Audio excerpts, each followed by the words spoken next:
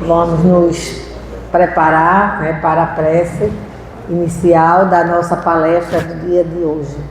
Desde já agradecendo a todos e agradecendo a Deus por podermos estar aqui nesta casa de oração e de trabalho para mais um aprendizado, para mais um tratamento espiritual. Que os nossos corações estejam abertos, Senhor, para receber Tuas mensagens, para receber Teus conhecimentos, que nos leve a uma caminhada mais fácil, não é? Com muita luz e com muita paz. Pedimos pela paz do planeta, pelos países em guerra, pelos países de crises genealógicas, não é? Pelos pobres, pelos hospitais, por nossa creche, pelos trabalhos sociais desta casa, pelos governantes dos países, Jesus, que dá-lhe paz e olhos de ver e ouvir e ajudar todos os necessitados. Abrandai, Jesus, o coração dos revoltados.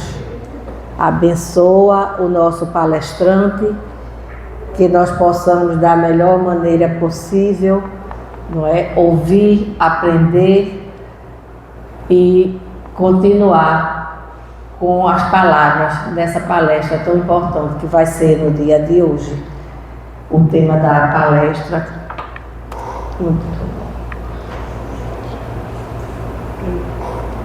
é a casa sobre a rocha.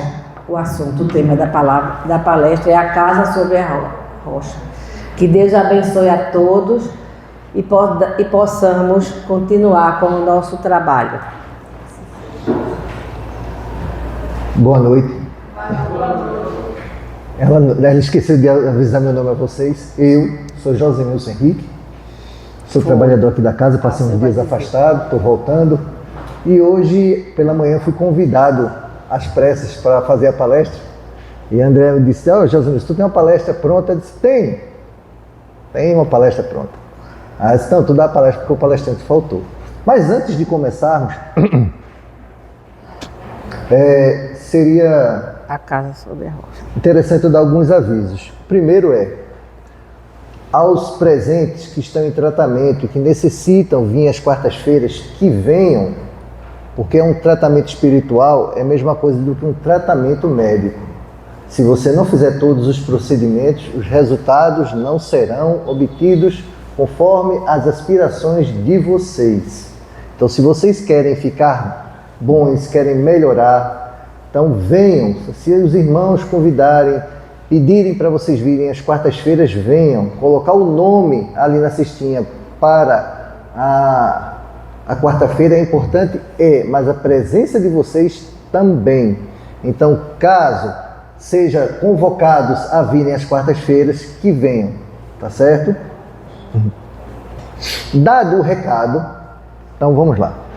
Eu particularmente, gosto de, às vezes não, hoje ultimamente tenho sempre lido as parábolas de Jesus, tá certo? Por quê?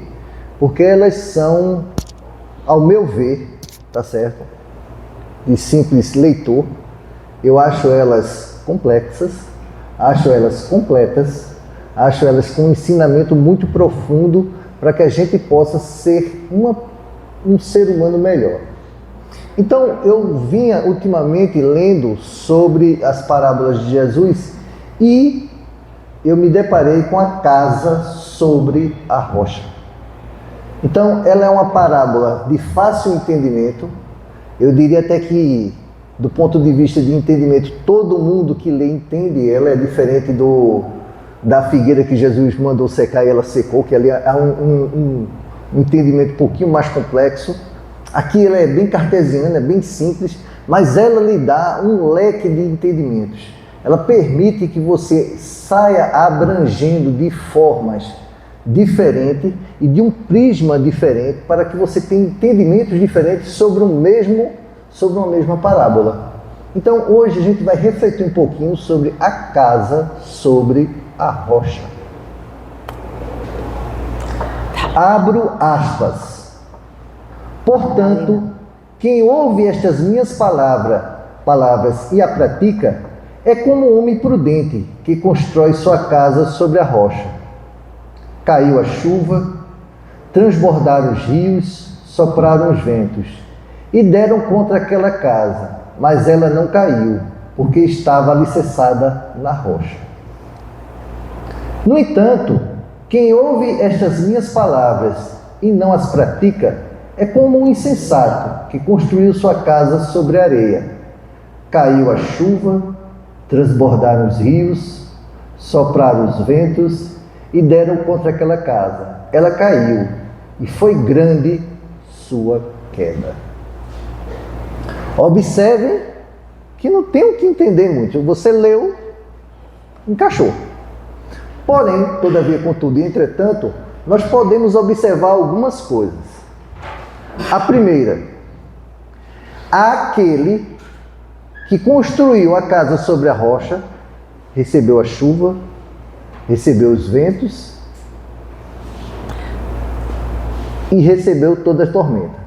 Aquele que construiu sobre a areia, recebeu a chuva, recebeu os ventos e recebeu a tormenta. A primeira observação, a primeira aferição que nós podemos fazer é que as tribulações recaem sobre todos nós. Vivemos num mundo de provas e expiações, onde os problemas chegarão para todos. A forma de lidar com os problemas é que depende de cada um de nós. A forma de vermos os problemas é que faz com que nós tenhamos a capacidade de superá-los ou não. A maneira de a gente lidar, o olhar que a gente coloca, as atitudes que temos, éticas ou não, faz com que esses problemas sejam a nossa edificação da nossa casa interior. Essa edificação que nós começamos a construir, tijolo por tijolo, massa após massa. E que tijolos são esses? Que provações são essas? Que aspirações são essas? Então observe bem. A casa construída na rocha, quando Jesus fala ao indivíduo, construa sua casa sobre a rocha, ele diz o seguinte: tome atitudes baseadas na ética e na moral. Tome atitudes baseadas no amor. Tenham atitudes perante seus problemas que possibilitem você ver a si mesmo e crescer com eles. A casa sobre a areia, ela não tem fundação. A edificação é solta. Não existe na casa sobre a areia uma fortificação que lhe permita se construir sobre ela. Aparentemente, as duas estão belas. Aparentemente, as duas estão montadas. Mas apenas uma delas vai se sobressair. Pois a casa construída sobre a rocha, ela tem os fundamentos necessários para o crescimento espiritual. Então observe bem. Existe uma diferença entre conhecer o bem e praticar o bem. Quando a gente conhece o bem, a gente percebe a verdade. Quando a gente pratica o bem, a gente vivencia a verdade. Quando Jesus disse, construa sua casa sobre a rocha, ele está dizendo, vivencie o bem. Ele deu a dois indivíduos as mesmas oportunidades, as mesmas possibilidades de crescimento. Mas só um deles vai conseguir se sair melhor, se sair bem. Então, se faz necessário para que a gente comece a distinguir entre o conhecer o bem e praticar o bem, a gente tem que ter algumas reflexões, e essas reflexões é que vai alicerçar a nossa casa interior. Porque normalmente o que é que a gente fala? Ah, fulano vive muito bem, né? Fulano está bem. Todo mundo já disse isso, todo mundo já pensou isso, ou de si mesmo ou de outro. Mas ninguém disse, fulano vive o bem. Fulano vivencia o bem. Fulano é feliz porque ele vive o bem. Por quê? Porque nós olhamos as aparências. E nas aparências, as duas casas, sobre a rocha e sobre a areia, elas são exatamente iguais. Porque as duas possuem conhecimento, mas apenas uma vivencia-se esse conhecimento. Então, observem que quando Jesus fala da casa sobre a rocha, ele está falando da prática do bem, do eu interior, daquilo que eu preciso me construir, daquilo que eu preciso me melhorar. O homem que conhece o bem, ele sabe todos os conhecimentos teóricos. Todos. Ele tem tudo na ponta da língua. Ele tem tudo. Ele tem todas vamos dizer, esses pré-requisitos para crescer. Porque ele sabe do que está falando. Ele leu, ele entende. Né? Então, quando o indivíduo conhece o bem, ele tem conhecimento, ele tem os ensinamentos necessários para se melhorar. Só que ele não reflete nem muda diante dos problemas. Então, a gente tem aí um problema, um detalhezinho no processo, que é o seguinte: o indivíduo, ele conhece o bem, ele estuda sobre o Cristo, ele vai à igreja, ele vai ao culto, ele vem ao centro espírita, ele é um trabalhador, mas ele não reflete diante dos problemas aquilo que ele aprendeu.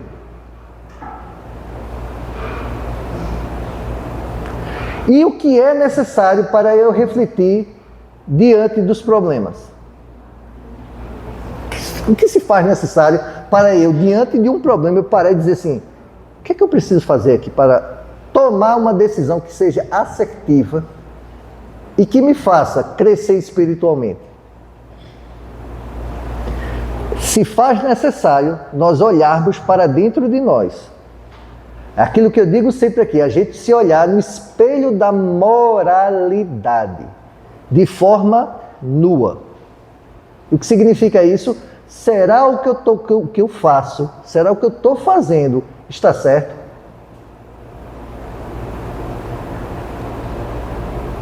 Para isso você tem que botar um ponto de interrogação. Que muita gente vive de certezas. E essas certezas, muitas vezes, é o que nos leva aos erros. E muita gente passa 80 anos de uma vivência terrena, cheia de certezas, e no final não tem nenhum crescimento espiritual. Leva sua mala extremamente vazia ao mundo espiritual e retorna ao mundo espiritual. Abro parênteses, nós somos seres espirituais tendo uma vivência terrena. Nós não somos seres terrenos e iremos para o mundo espiritual. Nós retornaremos ao mundo espiritual, do qual nós viemos. Então a gente não vai dizer fulano, quando a gente morre, fulano se foi, né? Não, fulano retornou. Então, fecha parêntese. O que nós vamos levar?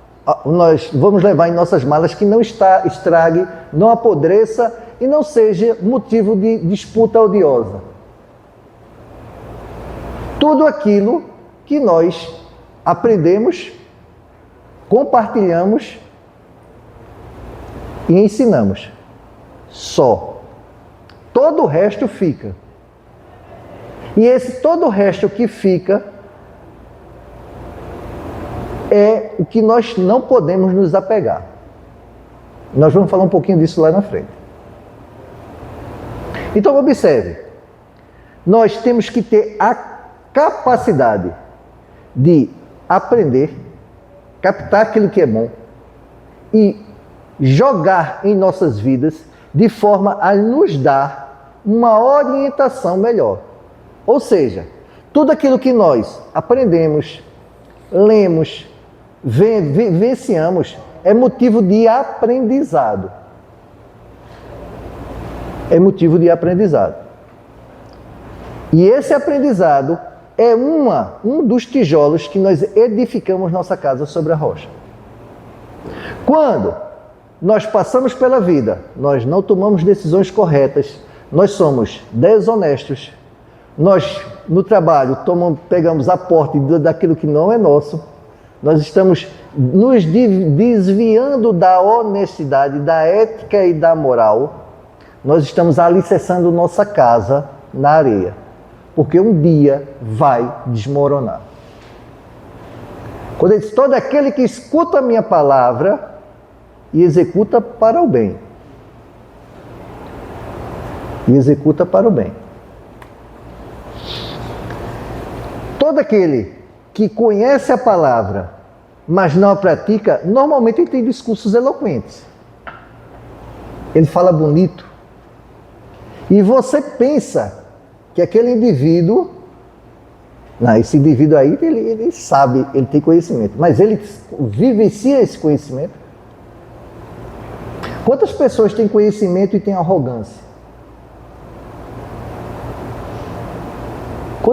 Quantas pessoas que são, vou dizer na parte do espiritismo, são palestrantes famosos espíritas e estão obsediados, não enxergando a verdade. E essa obsessão estão fazendo com que eles construam suas casas sobre a areia. É a vaidade. O que vocês fazem das suas vidas, isso é uma pergunta reflexiva, o que vocês fazem das suas vidas que constrói suas casas na areia ou na rocha? Quais são as suas atitudes? Quais são as nossas atitudes?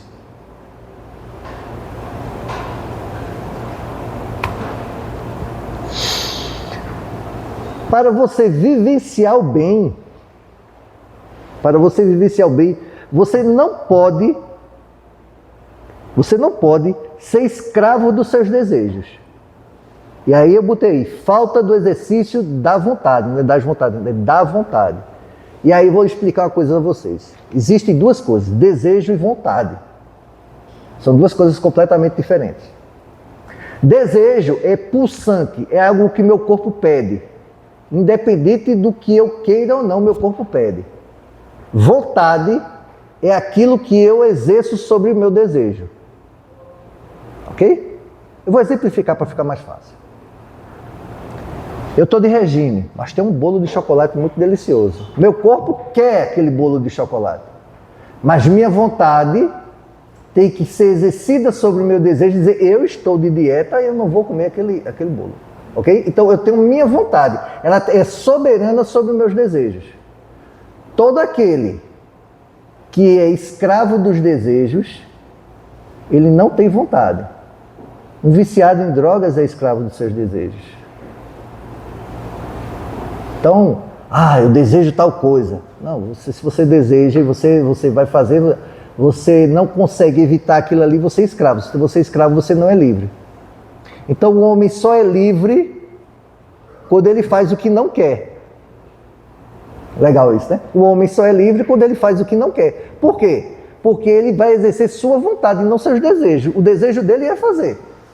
Eu estou com o desejo de ir no banheiro agora. Não, mas agora eu não posso ir no banheiro, eu vou segurar um pouco, depois eu vou. Então eu estou exercendo minha vontade. Veja, o desejo é pulsante, é do corpo.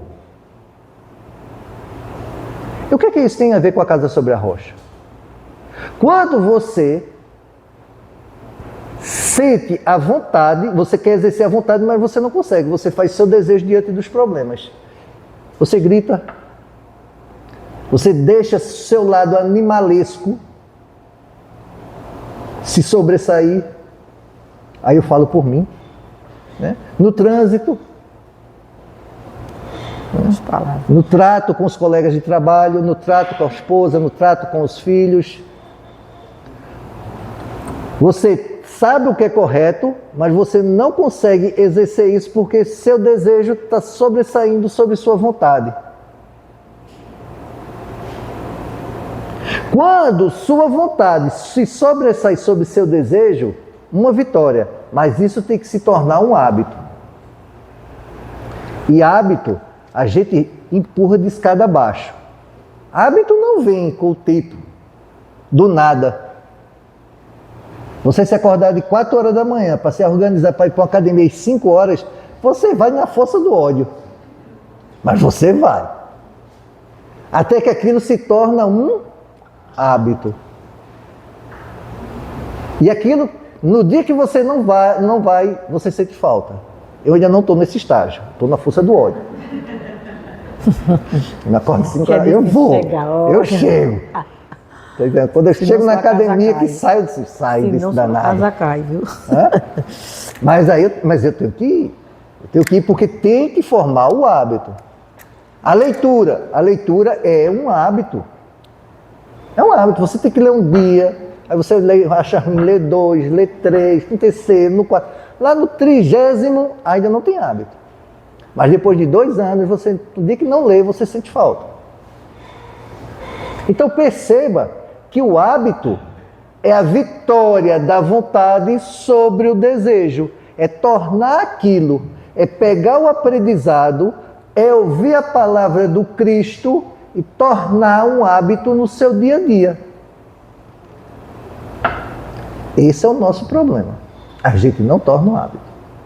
Vou contar uma historinha para vocês, que eu escutei, não sei onde eu escutei, mas eu escutei. Acho que foi alguma coisa de filosofia. Bem, um professor pegou seus alunos e foram conhecer um sábio. E vou resumir a história é muito grande, ela tem uns 20 minutos, mas eu vou resumir para vocês. E o professor pegou os seus alunos e disse, hoje nós vamos conhecer um sábio.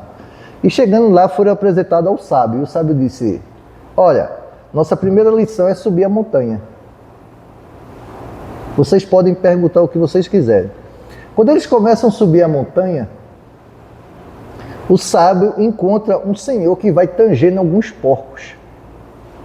E um dos porquinhos está claudicante, mancando. Aí o sábio não nem pergunta, bota o porco nas costas e sobe a montanha. E os estudantes ficam olhando e perguntando, por que ele pegou esse porco e botou nas costas e está subindo a montanha? E ele sobe a montanha, sobe. Quando chega lá em cima, um frio, o dia todo de caminhada, aí o sábio bota o porquinho lá, junto do dono dos porcos, e termina de subir a montanha. E os estudantes ficam se perguntando por que ele botou aquele porquinho nas costas. Aí um pergunta para o outro, e um conversa com o outro estudante e tal, e pergunta ao professor, por que ele botou o porquinho nas costas? E o professor também fica se perguntando por que ele botou o porquinho nas costas. Depois eles descem, aí chega lá em cima, o sábio diz, vamos agora descer a montanha. E encontra também de novo o senhor com o porquinho. Ele bota o porquinho claudicante nas costas e desce novamente. Quando chega embaixo, ele deixa o porquinho, aí pergunta ao sábio. Sábio, por que você botou o porquinho nas costas? Aí o sábio diz, que porquinho? Aí, não, o porquinho que você botou nas costas, subiu a montanha e chegou lá em cima. Aí chegou, não fizemos nada, pegamos o porquinho, você pegou o porquinho de volta e desceu a montanha novamente. Eu falei, mas que porquinho? Não vi porquinho nenhum. E deixaram o sábio lá e voltaram para a sala de aula. Aí perguntaram, professor, o sábio não gira bem da cabeça. O sábio está tantã. Nem se lembra do porquinho. Aí o professor olhou para ele, riu muito, porque o professor entendeu que quando a gente pratica o bem, muitas vezes você nem se lembra que praticou. Porque aquilo está tão intrínseco, é tão normal você vivenciar o bem, os ensinamentos, aquilo que o Cristo lhe ensinou, que levar o porquinho, trazer o porquinho, ele nem sequer se lembrou que aquilo era importante. Quantas vezes a gente botou o porquinho dos outros na nossa costa? E fez exatamente isso. Ou quando a gente bota o porquinho dos outros nas costas, a gente usa como troféu. Normalmente a gente usa como troféu, para dizer que nós fizemos o bem, nós praticamos a caridade, nós somos bons. Nós não somos bons. Nós somos essencialmente maus. Temos lampejos de bondade. Porque o ensinamento do Cristo não foi esse. Né? É vivenciar esse bem maior. As parábolas do Cristo nada mais é do que um código de ensinamento, um manual da boa convivência, um manual moral e ético para o caminho do bem. E o homem só sofre quando se afasta disso aí.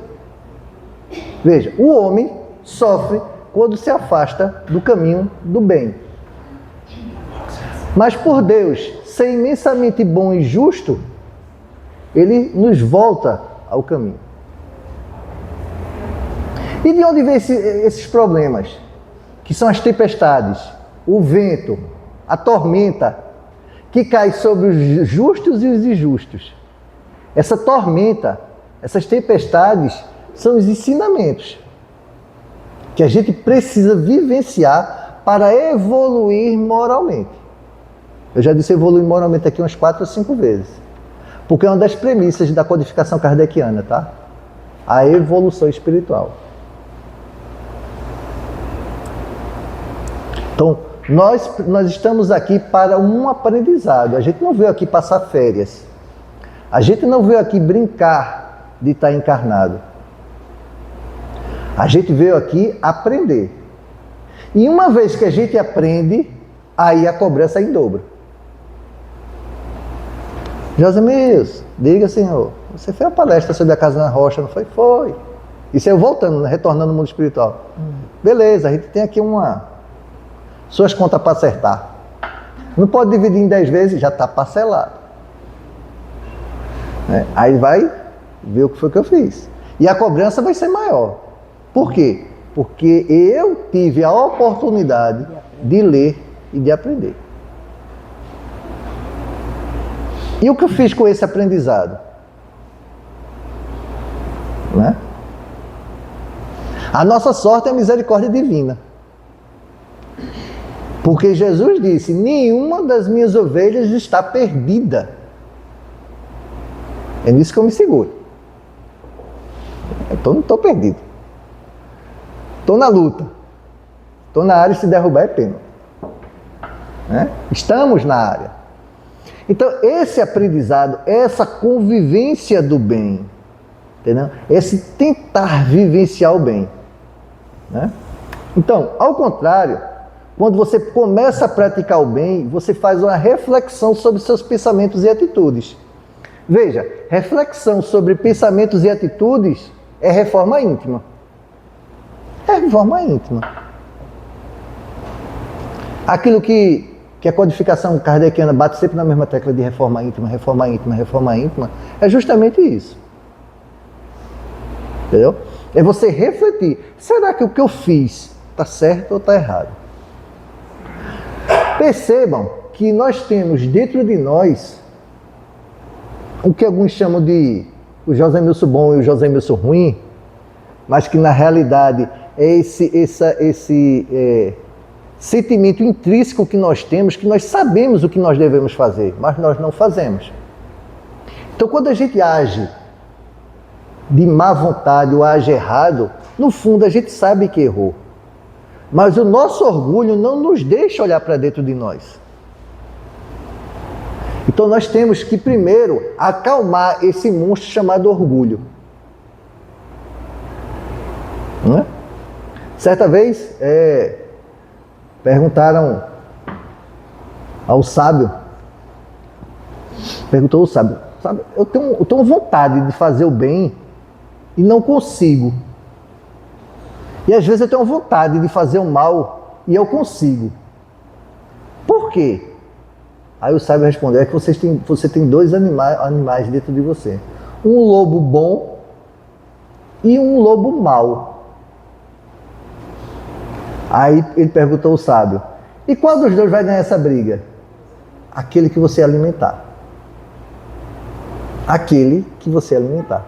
Nós estamos alimentando a nossa maldade ou a nossa bondade? Hoje, vocês alimentaram a bondade de vocês ou a maldade de vocês? Eu alimentei minha bondade ou minha maldade? É essa reflexão que nós precisamos fazer para podermos ir lentamente construindo essa edificação sobre a rocha. Para no final de uma jornada, nós possamos olhar para trás e vermos o que nós construímos. Observe, nós só temos em média 80 anos aqui na Terra para essa vivência. Já está falando. Via de regra, tá? Um pouquinho mais, um pouquinho menos, mas a média geral do brasileiro é 80 anos. Isso. Tu é amigo da onça. Fala de mim. Não, tô falando na média geral, né? Tá certo. Vamos lá, os 10 primeiros anos você está se formando. Já tô indo. Está se formando. Os últimos 10 anos você está carregando o corpo cansado. Você ficou com 60 anos. Um terço desses 60 anos tu passou dormindo. Ficou 40 anos para tu tentar ser uma pessoa melhor. É muito tempo, é muito curto. A vida é muito curta para ser pequena. A vida é muito curta para ser pequena. Ela é ínfima. E se nós pensarmos que somos seres imortais, isso não é nada. Todo o sofrimento que nós passamos hoje vai passar. E toda a alegria que nós sentimos hoje também vai passar. Observe que a nossa vida aqui é cheia de altos e baixos. A gente adoece porque se a gente se agarra às partes boas e começa a detestar as partes ruins da vida. Mas todas elas ensinam o caminho do bem. Então, nós temos que criar dentro de nós esse hábito de refletir sobre o bem, sobre nós mesmos e praticar esse bem, para vivenciar esse bem. Incorporando novos hábitos. Deixando o velho eu para trás e tentando incorporar o novo eu, com novos hábitos. Eu sou a mais nova versão de Josemilson. As versões anteriores são reencarnações passadas. A mais nova é essa aqui. Eu sou cheio de defeito, não quero nem ver do passado. Foi um desastre. Mas está lá, ainda bem que eu esqueci. Quer dizer, o véu do esquecimento me permitiu que eu não olhasse para trás. Eu só trago as consequências boas e ruins. Todos nós trazemos as consequências boas e ruins de vidas passadas. Veja, tudo que nós fizemos de bom nessa vida, tudo que nós fizemos de mal como consequência nessa vida. Ok? Aí você está numa família que você merece estar. Então se você odeia seu pai, sua mãe e seus irmãos, aguente-os. Você quis estar nessa família. Você muitas vezes implorou para estar nessa família. Teve a chance. Você vive a vida que queria viver antes de ter nascido, antes de ter vindo, de ter reencarnado. Então, eu não pedi para nascer, pediu. Você pediu para nascer. A não ser que seja uma reencarnação compulsória. Mas, via de regra, você pediu para voltar. Então, observe que nós solicitamos tudo isso. Chegamos aqui com todas essas cargas positivas e negativas, num caldeirão de sentimentos, de virtudes e defeitos, tentando se achar. Todos nós, no mundo de expiação e provas. Ou porque você acha que é bonita essa sociedade doente que nós vivemos, que nós fazemos parte? Porque nós estamos num processo de crescimento, de tentar construir essa casa sobre a rocha. Porque lá atrás, cansamos de construir sobre a areia e ver tudo desmoronar. E voltamos, e voltamos, e voltamos, e voltamos, com reencarnações sucessivas, para fins de crescimento. Como diz a questão 132 do Livro dos Espíritos. Para uns uma missão, para outros uma aprovação, mas todos em condições de contribuir na obra da criação. Então observem que temos a oportunidade única de estarmos reencarnados hoje. Porque depois vem só o degredo, mas isso é uma outra história. Unir a teoria do bem às questões do cotidiano. Esse é o problema. Unir as questões, a teoria do bem às questões do cotidiano. Esse é o desafio. Porque muitas das vezes a gente tem um estudo sobre paciência aqui na segunda-feira. Paciência, paciência, paciência. Aí estuda 4 semanas, só paciência. Paciência, paciência, paciência, paciência, paciência. Aí quando a gente sai, perde a paciência no trânsito. Aí quando é 2, 3 anos de novo, que a gente passa pela mesma questão no Livro dos Espíritos, está lá paciência. Aí muitas vezes cai para o mesmo camarada que estudou da outra vez, fazer a mesma palestra na segunda-feira aqui sobre paciência, paciência, paciência, paciência. Mas de novo caiu isso para mim? Pois é. Tu acha que foi coincidência? Mas eu também tenho uma triste notícia para vocês. Se vocês pedirem paciência a Deus, Ele não vai dar paciência, não. Se você pedir bondade, Ele não vai dar bondade. Se você pedir paz, Ele não vai dar paz. Ele vai dar a oportunidade de você ter paciência, a oportunidade de você ter paz, a oportunidade de você ser bom. Aí o que a gente faz? A gente reclama da oportunidade que recebeu porque encara ela como um problema. Esse é o calo. Essa é a dificuldade. Porque tudo para nós é um problema. Tudo. Né? Estou com um problema enorme, aí fica sem dormir. Por que a gente tem tanto esse apreço e adoece tanto diante das dificuldades da vida? Porque nós sabemos da imortalidade. Nós sabemos que somos espíritos imortais. Sabemos do amor de Deus, mas não introspectamos isso. Nós não colocamos isso no nosso dia a dia. De pensar assim, isso vai ser passageiro. Hoje está ruim, mas amanhã vai melhorar. Porque nós sabemos da nossa imortalidade, sabemos do amor de Deus, mas nós não temos isso dentro da nossa consciência. Aí precisa do amigo que normalmente do nada vem e diz uma palavra de consolação, do pai, do irmão, de uma coisa boa que acontece nas nossas vidas e a gente não agradece porque ele diz que foi sorte. Não é? Teve sorte. Aí eu acho que o anjo da guarda do outro lado fica, rapaz, sorte, eu fiz tanto trabalho. Deu tanto trabalho aqui, o espírito amigo, né? O espírito que fica ali ajudando. O Espírito de Luz ajudando, fala, rapaz, deu tanto trabalho para ele dizer que foi sorte.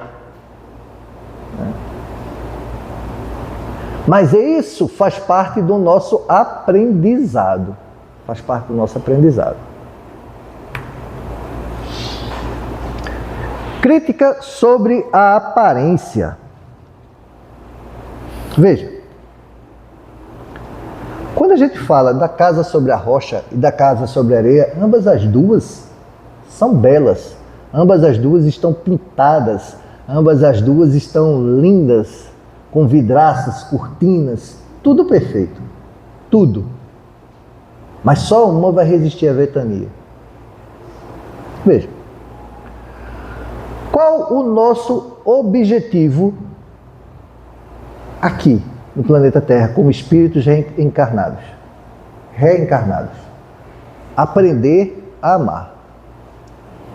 E aonde nós estamos direcionando nosso amor? Se nós direcionarmos nosso amor a tudo aquilo que tem fim, estamos perdidos. Porque no dia que nós não tivermos mais aquilo, vamos nos desesperar. Se eu coloco minha felicidade num copo d'água, no dia que eu perder um copo d'água, eu estou desesperado. Se eu coloco minha felicidade no carro que eu comprei, no dia que eu não tiver o carro que eu comprei, eu estou desesperado.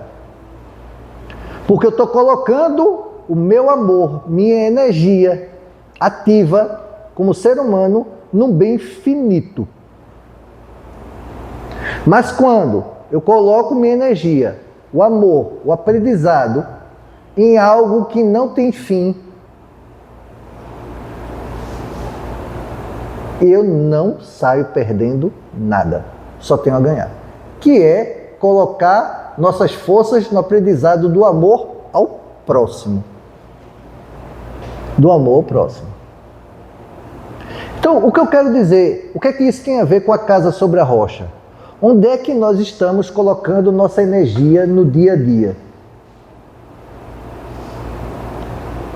Nos objetos materiais ou na família? Naquela pessoa que a gente nunca viu na vida e a gente tem que ajudar? Onde é que nós estamos nos desdobrando no aprendizado espiritual? Onde é que a gente está perdendo um pouco do nosso tempo para ajudar o próximo? A gente está fazendo isso? Essa é a pergunta anterior. A gente consegue ajudar o próximo? A gente consegue ver no próximo a oportunidade de crescimento nossa? Porque amar o próximo é servir de escada para o outro. É colocar nossa energia em algo que vai durar, que vai nos fazer ser melhor, que vai encher nossas malas para, no momento do nosso retorno à casa do Pai, nós termos algo a mostrar. E nós não fazemos isso. Como nós não fazemos isso, a nossa casa sobre a areia, ela começa a desmoronar. E você vê muita gente nisso aí, quando normalmente você vai conversar, não sei se você já teve a oportunidade de conversar com pessoas que estão literalmente no fim da vida.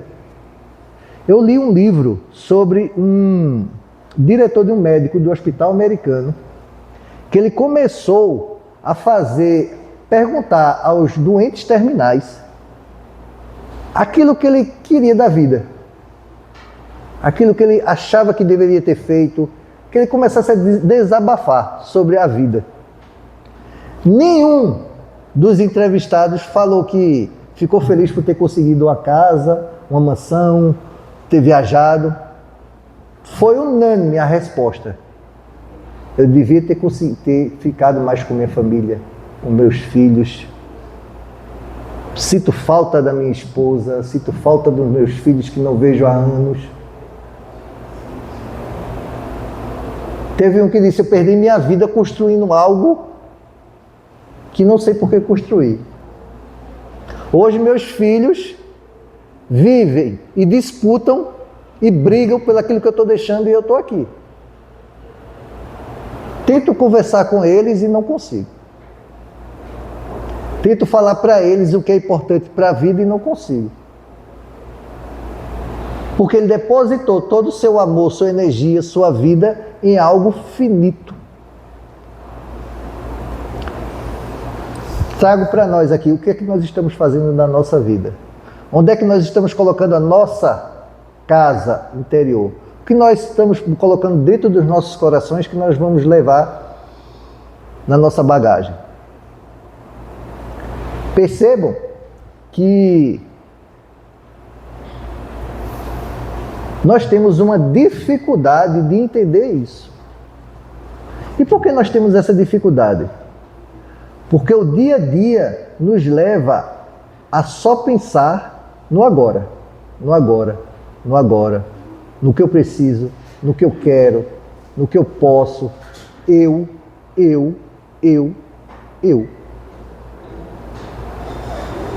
Aí quando vem uma doença, a gente esquece de tudo.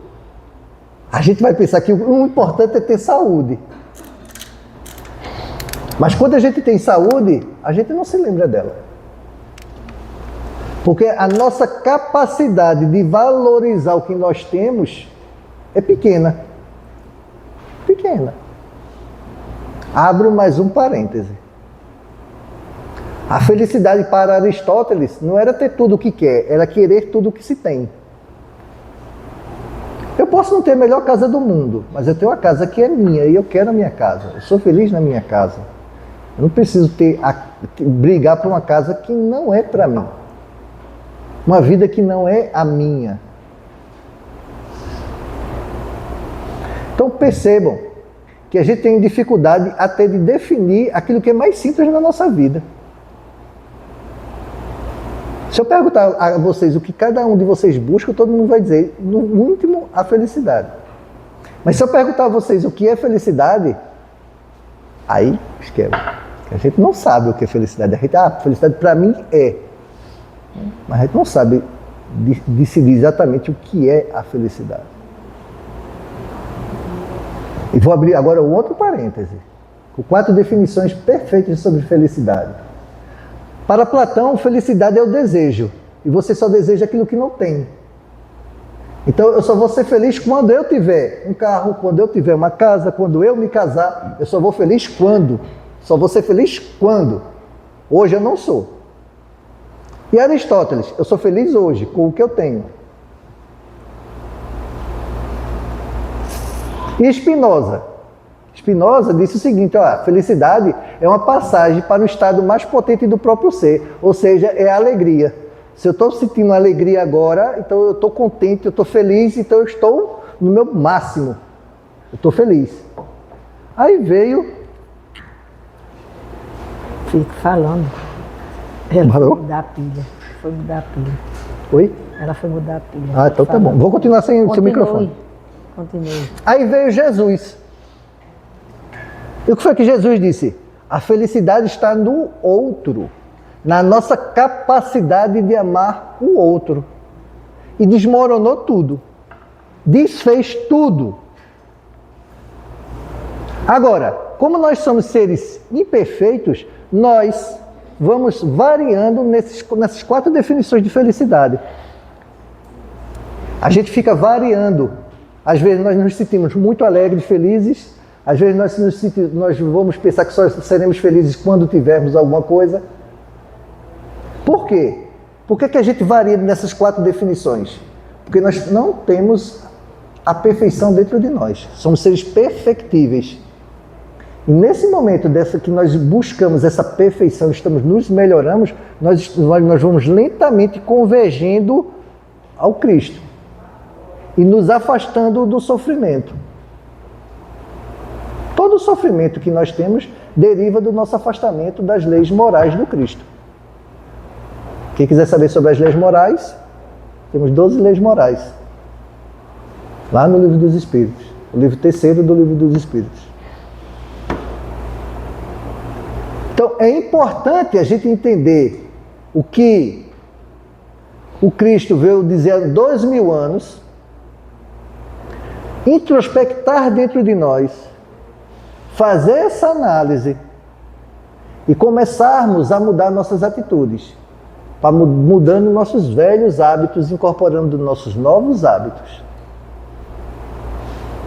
Para quê? Para sermos pessoas melhores, indivíduos melhores. Porque dentro de nós temos a chama divina. Todos nós temos a chama divina. Temos todos os atributos da divindade dentro de nós. Está tudo dentro de nós. Em forma latente. Fernandinho Benamar tem isso? Tem. Escadinha. Está ficando famoso antigamente. Tem isso? Tem. Todos nós temos. Mas está a ponto de desabrochar. Às vezes, o sofrimento, ele vem tão forte, tão exaustivo, que o espírito se cansa de sofrer e muda. Por exaustão, por cansaço. De tanto sofrimento, de tanta dor, ele vai mudar. É nisso que reside o amor de Deus. É nessa capacidade de transformar. Só que a gente, como estamos um pouquinho distantes da perfeição, anos-luz, então a gente fica nessa oscilação do bem e do mal, do bem e do mal, do bem e do mal. Às vezes a gente constrói nossa casa na rocha, às vezes constrói na areia. Aí eu digo assim, metade da casa ficou na rocha, metade ficou na areia. Né? Aí quando vem a ventania, destrói só um quarto, uma cozinha, mas o resto fica em pé. Fica em pé. Nem tanto ao mar, nem tanto ao continente, a gente fica ali na praia. Mas a gente tem que ter a consciência de que é impossível nós melhorarmos construindo, edificando, tomando decisões, amando, trabalhando, vivenciando o dia a dia de forma errada. De forma a agredir os outros. Porque se Deus está dentro de mim, está dentro de você, de todos nós. Então, necessitamos dessa melhoria.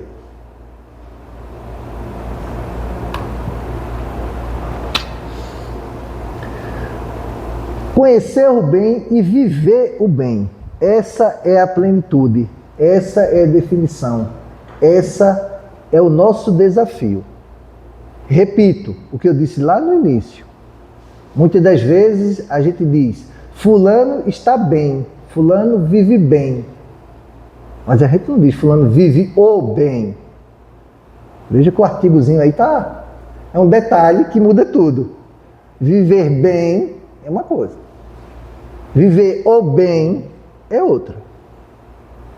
Viver bem, eu vivo num apartamento em Boa Viagem, eu vivo numa casa em Alphaville, eu vivo bem. Viver o bem, eu vivo em qualquer lugar onde eu estiver. Porque viver o bem está dentro de mim, independente de qualquer coisa. Independente do que me aconteça. Independente do que eu faça. Independente do que aconteça à minha família. Percebam que quando a gente está de bem com a vida, tudo flui, tudo caminha para os bons acontecimentos, até as adversidades da vida. Até as adversidades. Meu pai era caminhoneiro. Já está aposentado, está em casa. Já faz uns 10 anos que ele está em casa. Mas ele viajou muito por esse país, à noite. Viajou muito sozinho e à noite.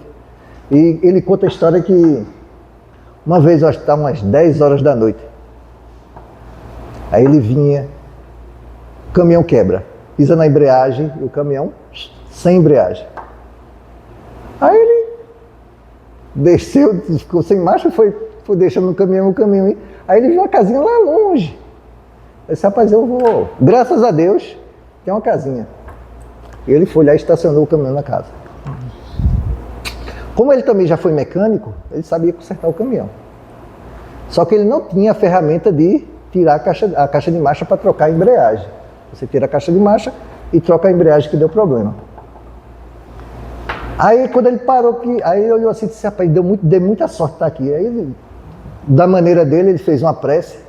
Quando ele desce, aí ele começa a ver como é que vai fazer para tirar a caixa de marcha. Aí o dono da casa faz, oxe, você vai mexer na caixa de marcha? Aí meu pai disse, vou. Rapaz, teve um homem aqui que mexeu a caixa de marcha semana passada e deixou aquilo ali, ó. Quando meu pai olhou, era a ferramenta de tirar a caixa de marcha. Preparou. Então, veja.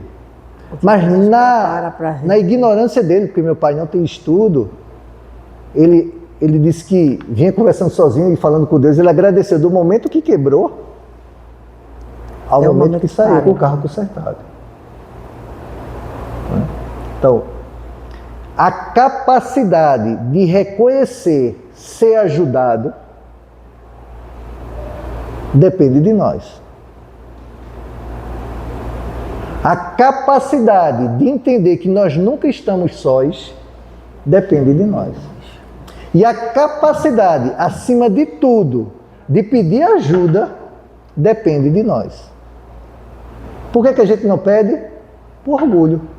Por estarmos numa vibração que não condiz com a vibração dos espíritos de luz. O que é? Reclamando. Porque quebrou a caixa de marcha, não devia ter quebrado, agora eu estou ferrado.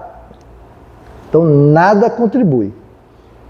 Então se faz necessário, a gente vê que nós estamos num mundo de provas e expiações. A chuva vai cair. Por justos e injustos. A tempestade vai vir. O vento vai soprar. A tormenta vai chegar. Mas também digo a vocês que a chuva, a tempestade e a tormenta vai passar. Agora, a casa de cada um de vocês vai ficar de pé ou não, dependendo onde cada um começou a construir. Se na rocha ou na areia. Essa era a reflexão que eu queria deixar para vocês hoje. Esse era o pensamento que eu queria deixar para vocês hoje. Construam suas casas, suas edificações em cima de algo sólido, que não acabe, não estrague e que produza frutos para essas e encarnações futuras. Obrigado, boa noite.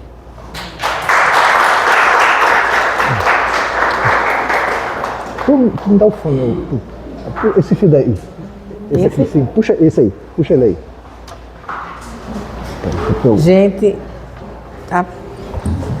Gente, vamos ter vamos se preparar para o passe coletivo, né? Os trabalhadores da casa vão apaga a luz se aí, por gentileza. Posicionando para o passe coletivo. Apaga a luz aí, por gentileza. E quero agradecer a todos que estiveram aqui essa noite, que a misericórdia divina esteja com todos nós, nos acompanhe aos nossos lares, proteja nossas famílias, proteja nossa vida e proteja todos que precisam da tua ajuda, Senhor. Que nunca falte fé, paz e amor em nossas vidas. Que assim seja.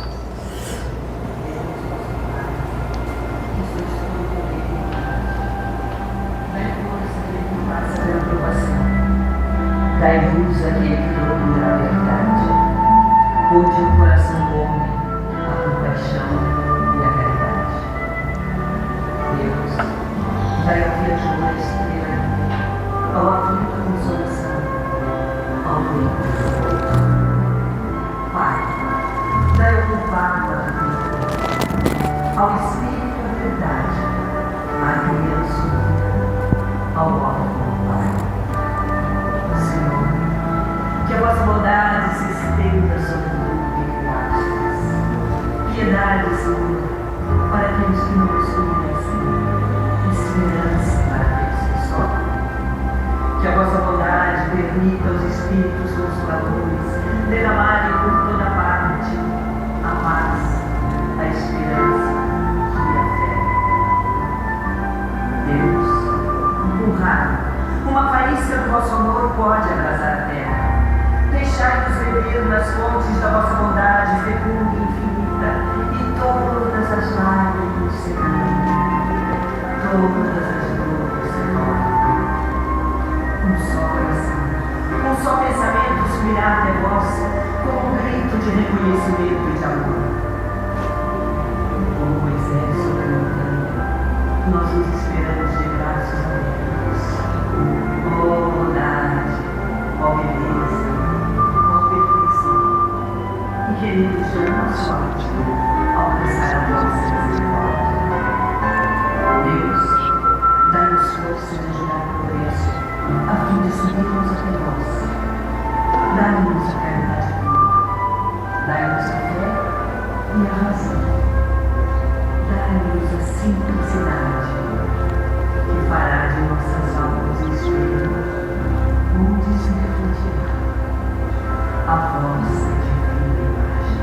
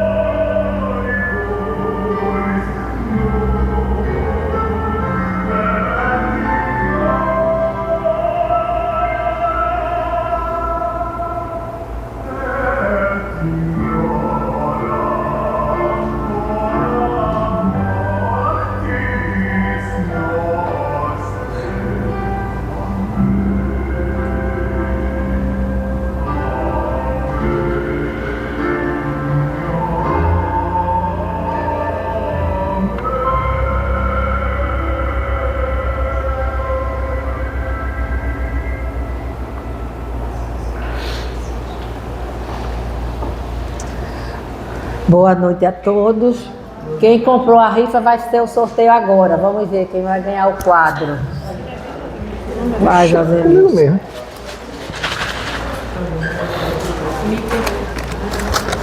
Que número? Triste. Emília, ela não está presente, mas é uma pessoa que frequenta a casa. Emília. Tu tá bem? Michele leva. Eu também. Ah, tu vai pra casa? Claro, né? Vou. José Assim, Michi, desculpe quando eu disse seu nome no começo. O celular apagou e fugiu tudo da minha cabeça. Tu já sabe, né? Tá não. Ainda mais que tu fosse me agora hoje. Sabe o que ele disse? A vida de 60 pessoas começa a morrer, 80 não tem mais ninguém. Aí eu já não tava mais assim. Não, Foi. não disse assim não. Eu esqueci, é 10 vezes.